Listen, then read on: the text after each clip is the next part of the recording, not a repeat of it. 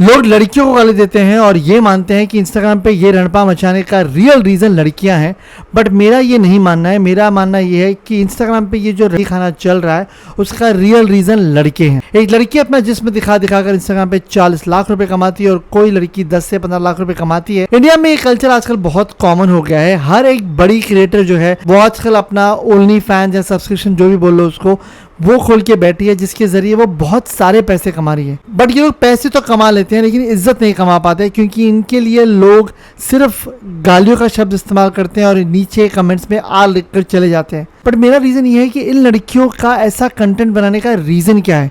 क्या ये लड़कियां खुद चाहती है कि वो नंगे होकर यहाँ पे जिसमें दिखाए क्योंकि उनके पास कोई टैलेंट नहीं है, या फिर लड़के उनको मजबूर करते हैं कि वो अपना जिस्म दिखाए और लड़कों को रिझाए। कौन सब्सक्राइब करता है लड़कियों को और इनका जिस्म देख कर इनको पैसे कमा के देता है?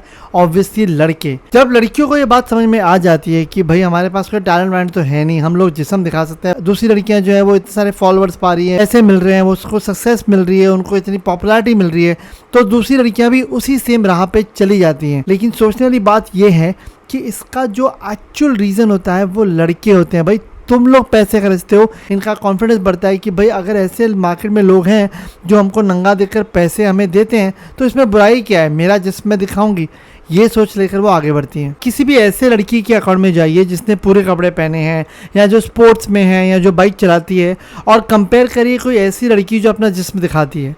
ऑब्वियसली जिस लड़की ने अपना जिस्म दिखाया उसके लाइक्स फॉलोवर्स ज़्यादा होंगे, तो लड़कियों के दिमाग में ये ऑटोमेटिकली आता है कि भाई यही धंधा अच्छा है, यहाँ पे ज़्यादा कमाई भी है, यहाँ पे ज़्यादा पैसे भी है और यहाँ पे ज़्यादा पॉपुलैरिटी भी है। ऑब्वियसली लड़कियां नहीं सोच रही हैं फ्यूचर के बारे में कि उनके पति उनके बारे में क्या बोलेंगे या फिर उनके बच्चे उनके बारे में क्या बोलेंगे।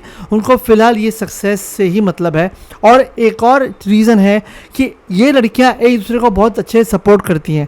अगर आपने देखा होगा, कमेंट्स में पढ़ा होगा, तो अगर एक लड़की ने ऐसे नंगे कपड़े पहने हैं, वो अपना वल्गर तरीके से जिस्म दिखा रही है, तो बहुत सारी लड़कियां नीचे उसको गो girl, slay girl, you girl, boss lady बोल के उनका कॉन्फिडेंस बढ़ाती हैं और वो कमेंट्स देते कि वो एक दूसरे को जस्टिफाई करते हैं।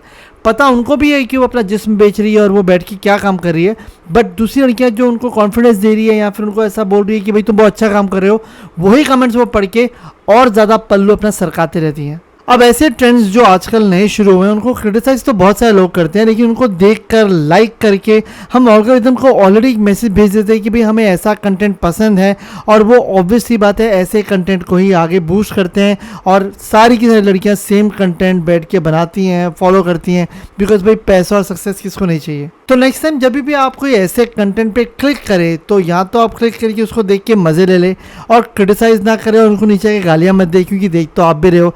या फिर अगर आपको गालियाँ देनी है या अगर आपको बैठ के उनको क्रिटिसाइज़ करना है तो उससे अच्छा आप देखिए ही मत, बिकॉज अगर आप नहीं देखोगे ऑल्गोरिथम को एक मैसेज जाएगा कि भाई ये कंटेंट नहीं चल रहा है, एंड ऑब्वियसली धीरे धीरे करके ऑल्गोरिथम पुराने वाले इंस्टाग्राम पे पहुंच जाएगा जहाँ पे हमें अच्छी फ़ोटोज़ और अच्छी एस्थेटिक फ़ोटोज़ देखने को मिलती है। अब देखो, एक बात बताता हूँ कि मुझे लोगों के कम कपड़े या बिकिनी पहनने से कोई प्रॉब्लम नहीं है, मुझे प्रॉब्लम वल्गैरिटी से है।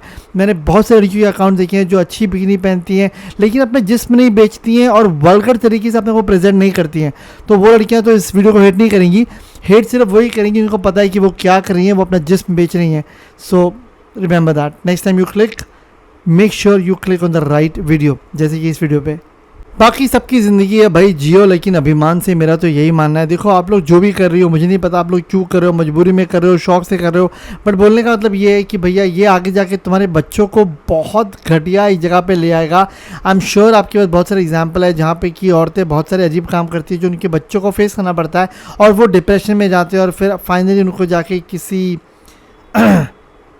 तकलीफ़ का सामना करना पड़ता है। मैं वो बोलना नहीं चाहता शब्द। नॉनदलेस मेरा आप लोगों से भी ये निवेदन है कि आप लोग प्लीज़ ट्राई करिए कि आप लोग ऑल्गोरिथम पे अच्छा कंटेंट पुश करिए ताकि ऑल्गोरिथम अच्छे कंटेंट को दिखाए और ये सारी वल्गैरिटी से हमें दूर ले जाए, क्योंकि धीरे धीरे हमारा समाज जो है वो कचरे की तरफ बढ़ता जा रहा है। Thank you so much for watching.